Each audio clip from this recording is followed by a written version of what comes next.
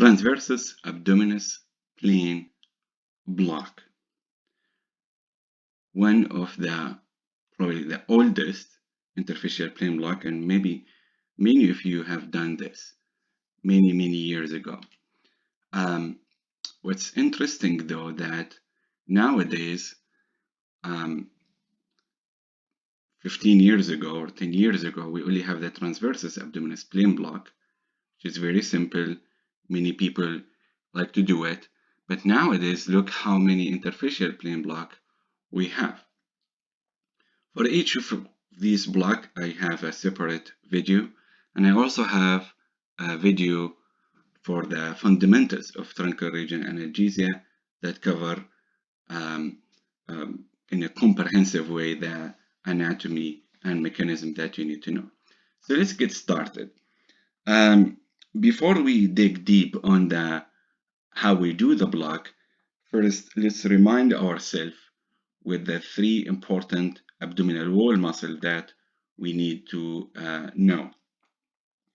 From deep to superficial, the first one is the transversus abdominis muscle.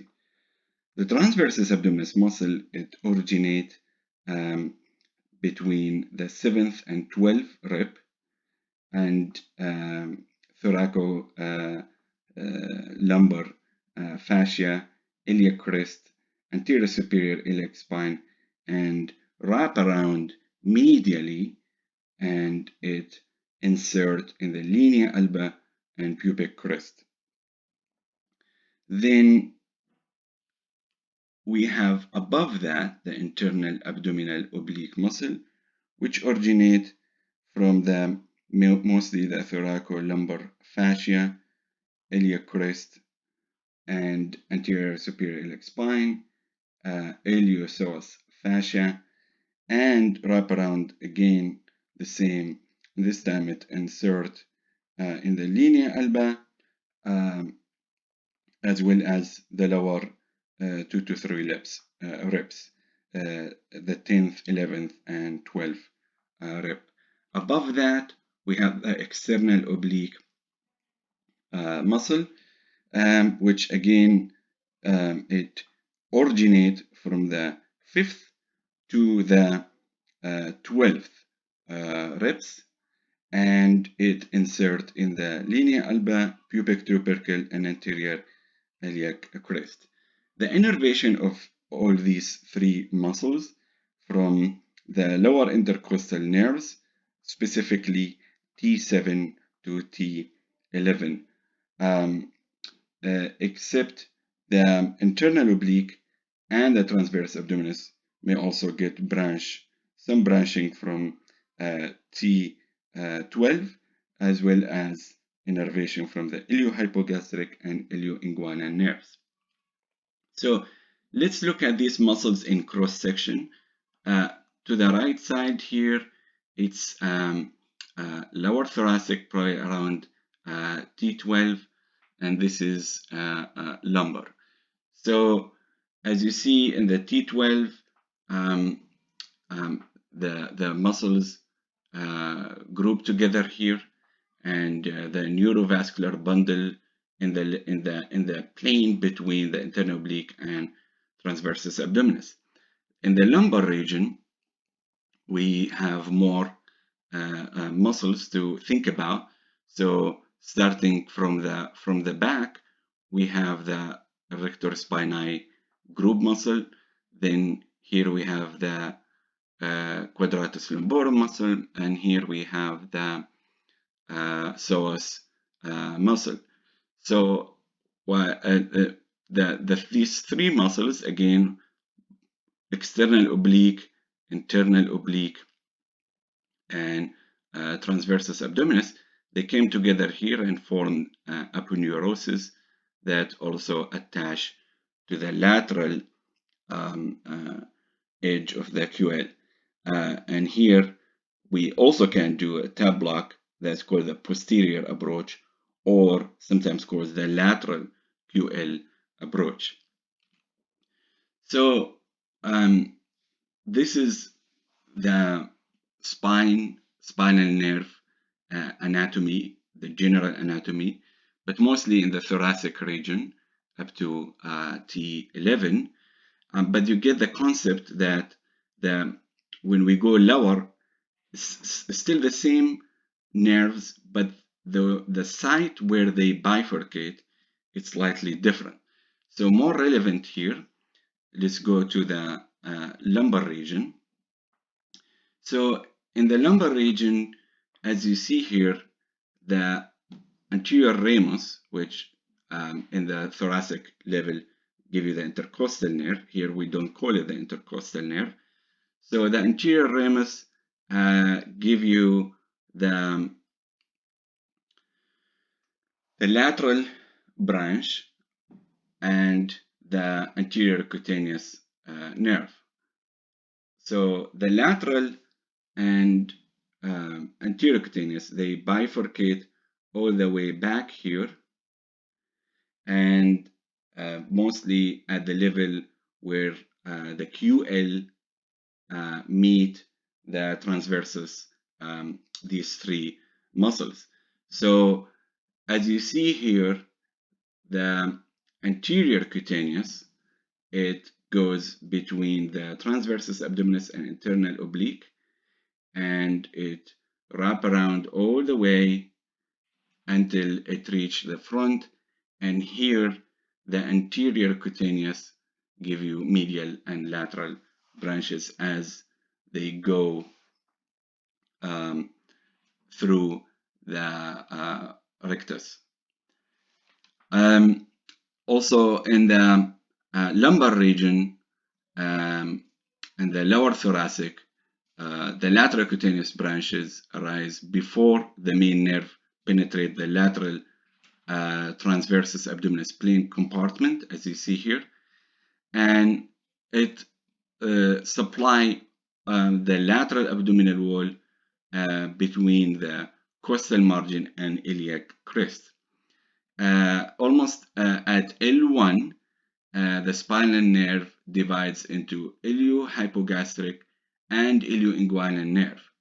Both leave the transversus abdominis plane compartment anterior to the middle third of the iliac crest and lie ventral to the internal oblique muscle and medial to the anterior superior iliac spine.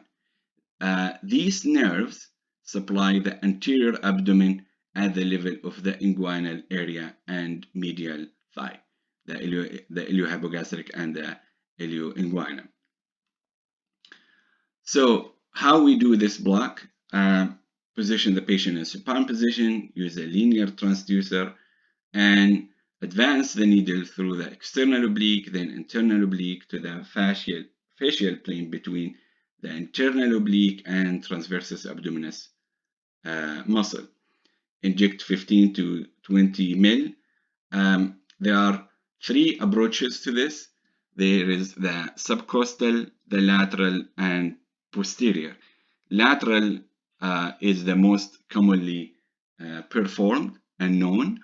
The posterior approach seems to be the most effective because, as you remember here, the bifurcation start here, and you might get more branches. Since this block requires large volume, like almost with any other interfacial plane block, it is recommended to use a lower concentration local anesthetic. So like, for example, 0.2% ropivacaine or 0.25% bupivacaine. And you may want to mix it with epi, so you can use a higher volume. Of course, you can mix it with other things like dexamethasone or other medication, but it's outside the scope of this lecture. And then, as I said, there are three different approaches, and generally speaking, that you get a good block to the thoracolumbar nerves, specifically between T6 and L1 thoracolumbar intercostal and subcostal nerves, as well as the iliohypogastric and ilioinguinal nerves, especially if you are going lower. Now, specifically for the posterior approach, potentially the local anesthetic might spread to the paravertebral space, may result in some sympathetic block. That's more talk with the quadratus lumborum block, because again, the posterior approach, some call it the lateral QL approach. Indication, this is an old interfacial plane block, the first interfacial plane block. So it has been studied extensively in multiple surgeries: C-section, laparoscopic cholecystectomy, hysterectomy, colorectal resection, you name it. And it worked, and there is a great result with this. Now, contraindication, general contraindication, like patient refusal, allergy, infection, etc. Side effect and complication last: injury to bowel, injury to liver, to kidney, to vessels. Therefore, the needle tip should always be visualized to avoid such injury. And this is true for the other and all interfacial plane block.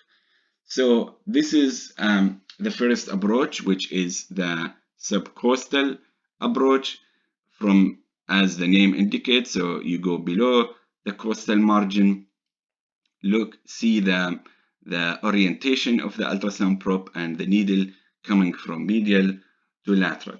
So as you see, it's just lateral, so lateral to rectus sheath. So this is rectus abdominis, and this is the transversus abdominis, and because it goes more, extend more medial, as you see, and it end up around here. So if you end up doing the block here, this is rectus abdominis plane block. Now you go with your needle medial to lateral, and in this plane you inject your local anesthetic and watch these two layers spreading out. Make sure it's not intramuscular. And then the lateral approach, as I said, probably this is the most common. Many of us have done this. It's the oldest technique. Very simple, straightforward. You see three muscles counting from up: external oblique, internal oblique, transversus abdominis. So you count 1, 2, 3, and you go to this interfacial plane. You watch it again spreading. Very easy in thin patient. And speaking of thin patient, obese patient will be very difficult to use the subcostal approach. So I'm not a big fan of this approach, and especially in obese patient, I would recommend to use the external oblique intercostal facial plane block, and hopefully you can watch that video as well.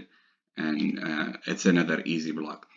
And then finally, the posterior approach, as the name suggests, so you're going all the way posterior here because you want to catch the quadratus lumborum. So you keep going until these three muscles make the aponeurosis and start to attach to quadratus lumborum. Here is the latissimus dorsi.